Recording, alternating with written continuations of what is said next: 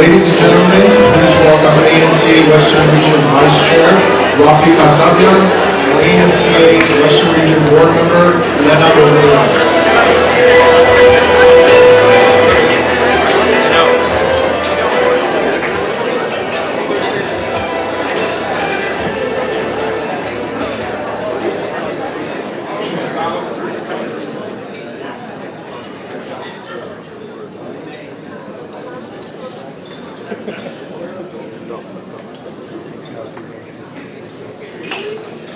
A giant of Armenian studies, Dr. Richard Hovannisian has left a luminous legacy that continues to leave a far-reaching impact on the international diasporic community.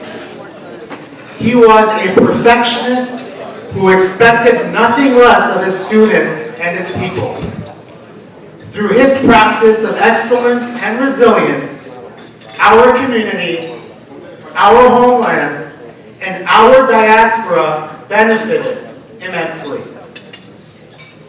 Credited for bringing Armenian history, our story, to life in the halls of our universities, on the congressional floor, and in the international arena, Dr. Hovannisian's more than 30 authored books, hundreds and hundreds of essays, and 1,000+ oral interviews of genocide survivors set the global stage for the Armenian people to continue to demand justice for the crimes that have and continue to be committed today against our people. Dr. Hovannisian's work was not only about yesterday, but about tomorrow, demonstrating that despite the national calamity that we face today, we seek truth, not simply for the sake of truth, but in the interest of justice. And despite all odds, we will continue nation building. In these troubling times, I am reminded of a 2018 interview with Dr. Hovannisian from the Armenian Weekly, when he referred to the Republic of Armenia as a, quote, magnet for the Armenian people, and the hope of one day realizing their dreams.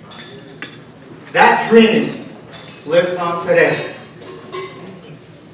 Ladies and gentlemen and friends, when I was asked to present tonight's award, I immediately looked through my library of books that Dr. Hovannisian had gifted me during my time at UCLA, when we worked closely together to reactivate student political activism.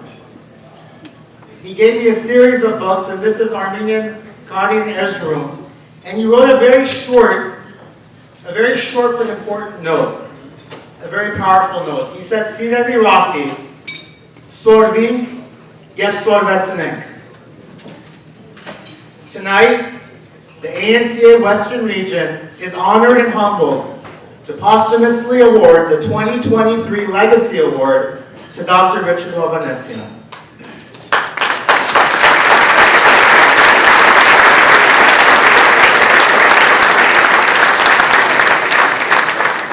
And to accept the award on his behalf, I would like to invite his daughter, who has proudly carried her father's legacy, Ani Hovannisian Kevorkian. Thank you.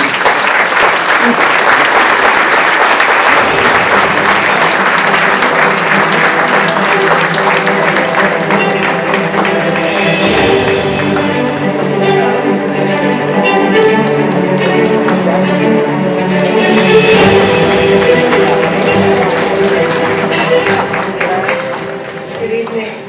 I'd like to say to Rafi and to so many of his students that you energized my father, and that he would tell us that he not only taught you, but in turn learned from you.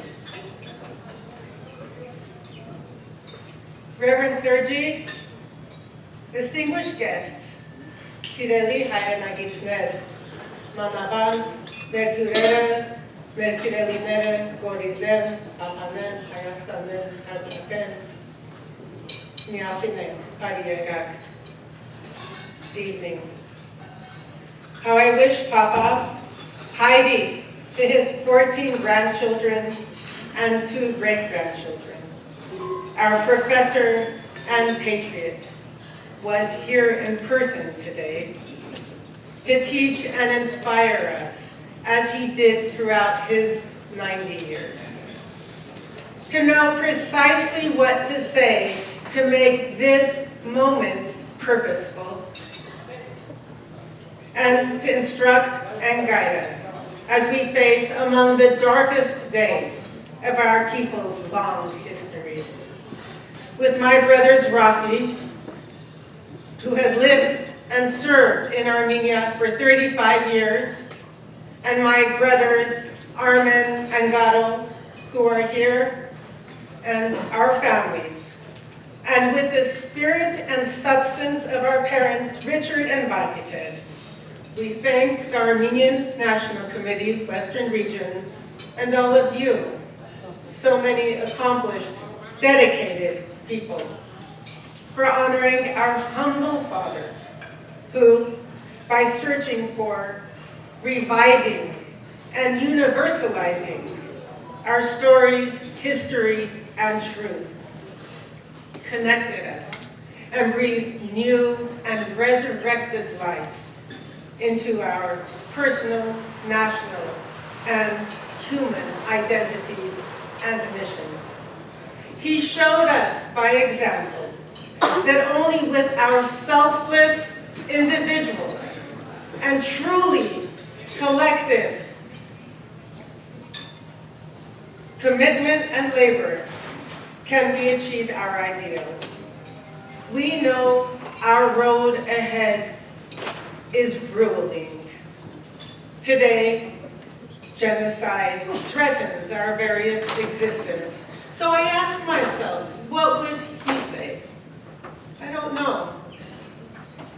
But I'm reminded of one of many stories he shared about growing up on a farm in Tulare, California, where his father, Kaspar, a genocide survivor from Kharkiv, started life anew, and where my father's childhood experiences bore important life lessons. He described so vividly that in their vineyards, there was water that would flow down from the Sierras.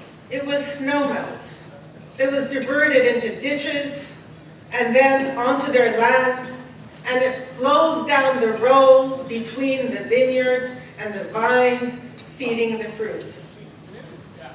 One of my father's many responsibilities on the farm, along with his brothers, was to plow the soil and to build a bank at the end of the vines to contain the water. But sometimes the floods were so great and the water so heavy that the bank would breach, washing away the soil, and the water would gush a mile down the highway. My grandfather would wake his sons, even in the middle of the night, to go out and shovel furiously with all their might in order to dam up the broken wall. Sometimes it seemed hopeless, impossible to achieve, but with persistence and hard labor, little by little the soil would rise above the surface, and alas, the bank would stand again. In his words,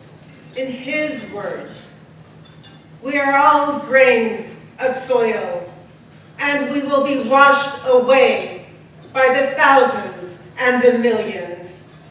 But if we are persistent and determined, if there are enough of us, and if we really believe, we will continue with our own personal sacrifice to build up the underlying soil so that ultimately we can dam up the damnation of genocide.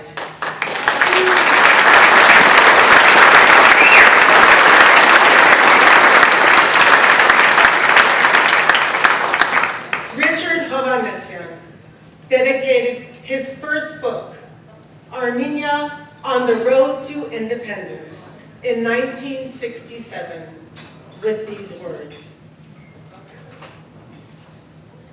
to a generation whose ideals continue to inspire.